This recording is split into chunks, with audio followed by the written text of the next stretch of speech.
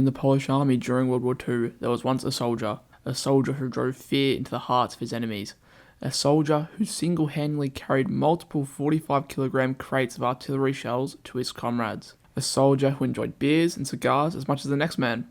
Only difference is, this soldier was no man nor woman.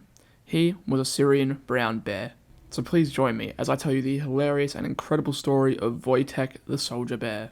Our story begins when in 1942, the newly formed Anders Army, another name for the Polish Armed Forces of the East during that time, left the Soviet Union for Iran. As they trekked through Iran, the soldiers eventually found themselves at a railroad station in Hamadan, Iran, where on the 8th of April 1942, some of them met a young Iranian boy who had found a bear cub whose mother had been shot by hunters. One of the civilian refugees accompanying the army, 18-year-old Irina Bokovics, sorry for the bad pronunciation, who was also the great niece of a prominent general in the army, became very taken with the cub. So, as a result of her newly found friend, she prompted Lieutenant Anatol Tanoviki to buy the young bear, which he did. This bear was, of course, the soon-to-be legendary Wojtek. After his purchase, Wojtek spent the next 3 months in a Polish refugee camp near Tehran under the care of his new mother Irina, until eventually in August he was donated to the 2nd Transport Company, which would later become the 22nd Artillery Supply Company, where he would be given the name Wojtek by the soldiers, meaning happy warrior in Polish. Unfortunately, Wojtek initially had problems swallowing food and had to be fed condensed milk from an old vodka bottle. Eventually he grew out of this though, and was fed fruit, marmalade, honey, and syrup by the soldiers. He was also often rewarded with beer, which would become his favourite drink. Hilariously, he later also enjoyed smoking cigarettes, as well as drinking coffee in the mornings like his comrades. He would also sleep with the other soldiers if they were ever cold at night, warming them with his thick fur. As well as this, he also enjoyed wrestling with the other soldiers, and was even taught to salute when greeted. Unsurprisingly, Wojtek became an attraction for soldiers and civilians alike, and soon became an unofficial mascot to all the units stationed nearby. Later on with the 22nd Company, he moved to Iraq, then through Syria, Palestine, and eventually to Egypt and Italy, where he would get his first taste of combat.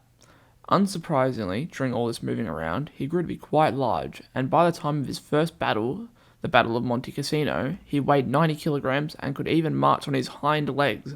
But before our furry friend could get to Monte Cassino, he and his company encountered a problem. You see, the British transport ship, which was sent to carry his company to Italy to fight, forbade mascots and pet animals.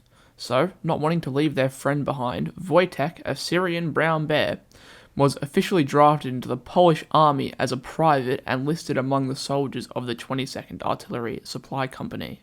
So, with all those technicalities out of the way, our hero Wojtek was set to participate in the Battle of Monte Cassino, which he did without hesitation.